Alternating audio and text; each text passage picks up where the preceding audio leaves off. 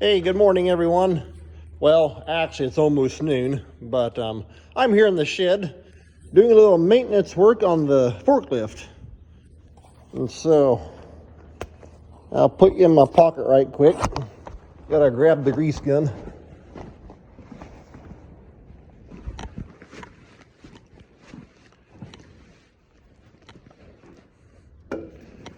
I was gonna show you right quick, but got interrupted earlier. Had a guy stop by. He had to work on his car tires, so that can't help me up from being able to do much filming. But I'll just show you right quick here. Get my light. But yesterday our seed corn showed up. The guy called and said that he was headed our way, and so that's it right over there. The box there, the pallet, and those two boxes. The two boxes beside the wall, those are actually our hard boxes. And so once we get our seed beans in, if there's any in like a big bulk bag, I'll dump the beans and put them into our hard boxes. But when I was unloading the corn, this thing was wanting to make like a chirping sound, like a fan belt squeaking. And so got looking back down underneath here, and there's how the hood comes up. The seat sits on top of the hood, and so raise the hood up. You got to pivot the seat up here and set it up on top of the gas tank. But back in here, there it is the alternator. Right there is the water pump. And if I can get my light down in there better, that way you can see. Okay, you can see that U-joint right down there. And that actually goes back and drives the radiator fan. The fan sits on the back side of this radiator. And so that drive shaft goes down underneath the radiator, and then a belt comes up and drives the fan. And there you can see the fan through there. This right here is the muffler, and the fan sits right in front of it. And so the engine heat and the air come out this little grating here through this big counterbalancing weight. And yeah, this here's a Mitsubishi forklift. We've had it now for several years. In fact, come to think of it, I think we actually got it back in 2015, if I remember right. But anyway, back up here, once I got checking it out, I found out that the belt here that runs the water pump and the alternator was getting a little bit loose. And so it would run okay when the engine was idling, but when you go to speed it up, it'd start chirping, just like any other belt under any kind of load. So got my wrenches, got my pry bar, and I tightened the belt up. It's just a simple tensioner there on the alternator. You can see the little slide track right there. So got that all tightened up. You'll notice that the engine has like this white stuff on it that does make it bad here inside the shed, because you kick up that that old gravel dust. And so it kind of sucks it up in here. And in fact, if it works out this afternoon, I'll probably open up the big shed door here and pull it outside just a little bit and take the air gun to it and blow it all out. So put you back down my camera holder. But aside from tightening up the belt, I've just been doing some service work to it. Had to add a little bit of engine oil, and that big plug right over there on that side, that's for the hydraulic oil. In fact, it's actually the whole tank, the whole side of the thing is right here. This is all a hydraulic tank. And so the hydraulic oil was down to the add mark, and so I put a couple gallon in that to bring it back up to the full mark. And because it takes a lot of oil here, you got these rams. Well, you got the first stage here, this big ram that pushes out. And then once that one reaches its maximum, it trips over, and then you got two more big rams. This one right here is one, and there's one just like it right over here on that side. And those take it up the rest of the way. I think it'll lift up about 15 feet, if I remember correctly. And so added some hydraulic oil to it, got that topped off, back to normal. I do need to get me a small funnel and add just a little bit right there in that little, if I can get stuff set right there. That will take the little cap off. There's a little dipstick, that little curly Q head. I need to add just a little bit of automatic transmission fluid to it. It's not clear down to the add mark, but I'll go ahead and top just a little bit more off into it to fill it back up. But there's a few grease zerks underneath here.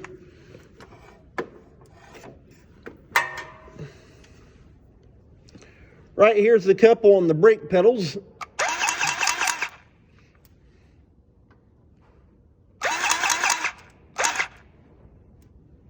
And that old stringy bubblegum grease.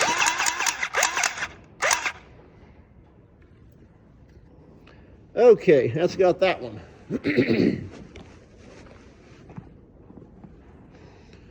Wipe the end of my grease gun off on the self-cleaning grease rag, also known as a tire. Okay, that's got those on those pedals. And there's a couple up here.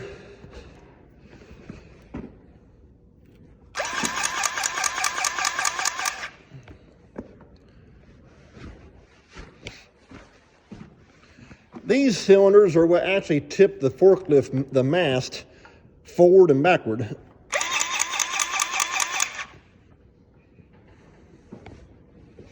Yeah, I hate that stuff. Just wants to spring everywhere.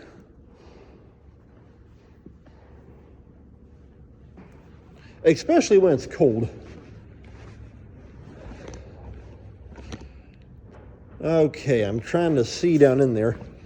I know there's a couple down here where it goes up and down. It's got like inside rollers that roll on the inside. I'm trying to find them. I can't see them right now. I may have to raise it up.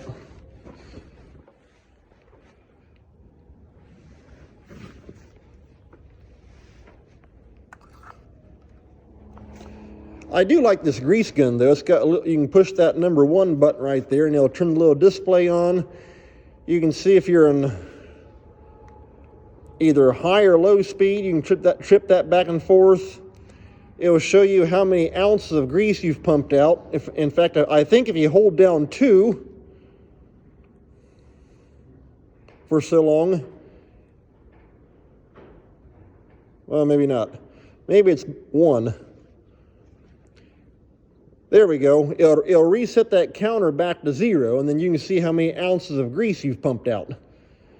And then it gives you a battery level indicator also. And then number 1 also takes and turns that little light off and on right there. That's really handy, especially on the fall time. In the fall time, when you're working on the combine, you can turn that little light on. Okay, go and fire this thing up.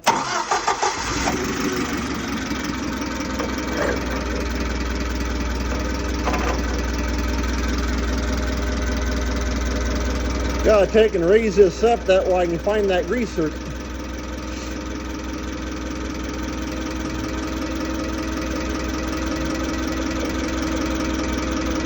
There we go.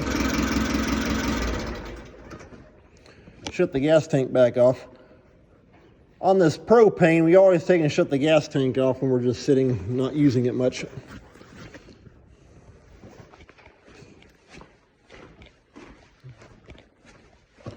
Okay, and the other grease zerk, there it is. Yeah, right there's a little roller on the inside. I'll hit those.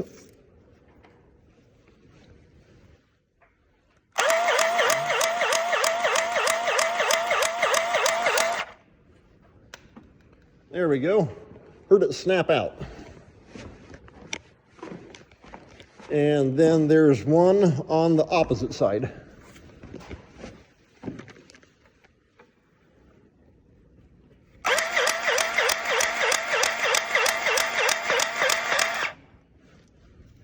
Okay, and that one snapped out, and I think my grease gun just ran out of grease. It sounded like it.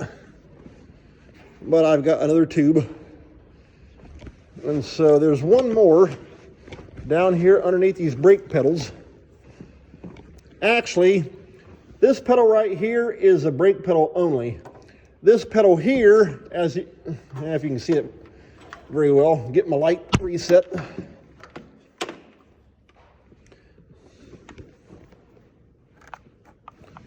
There we go. Like I say, this here is a brake pedal only. This one right here, as you can see, it pushes the brake pedal down. But when you push this one, if your gear shift right here, there's neutral, forward, then back down to reverse. If you're in gear and you come up to something, you can actually take and push on this. And not only does it apply the brake, it also trips it out of gear. That way you can speed the engine up to raise your forks up, then let back off of this pedal. It'll take the brake off and kick it back into gear. And that way, if you want to raise your forks up, you're not trying to power brake the thing. You don't want that. And so, like I say, I saw there's a grease zerk down here on, I gotta try and find it. It's on part of the tie rod. There we go. Problem is that they got pointing, it should have been pointing backwards, it's actually pointing forward. I don't know if I have enough grease to grease it or not. You can see it right down there. It's a very tight spot to get to. In fact, I may actually almost have to go come through the front to get it because of the angle it's on. Okay, yeah, I am. And it's easier said than done to get onto it. Okay, well, you can't see on the camera.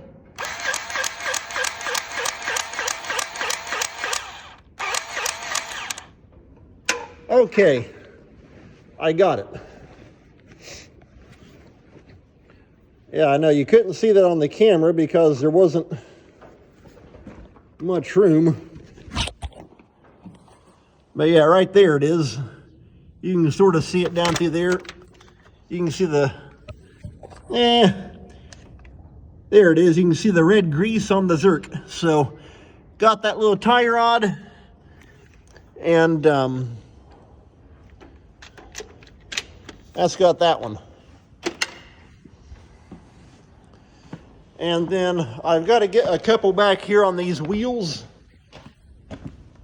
I'll get them this afternoon. It's going to be hard to record those though, because I usually get my creeper out and then kind of crawl around trying to get to it. So that's going to be kind of a pain to record that. But I've got to get the wheels, and that should basically have it ready to go. But we use this a lot in the springtime, moving those seed boxes around and loading and unloading them off of our seed cart. And so, got to make sure the old forklift's ready to go.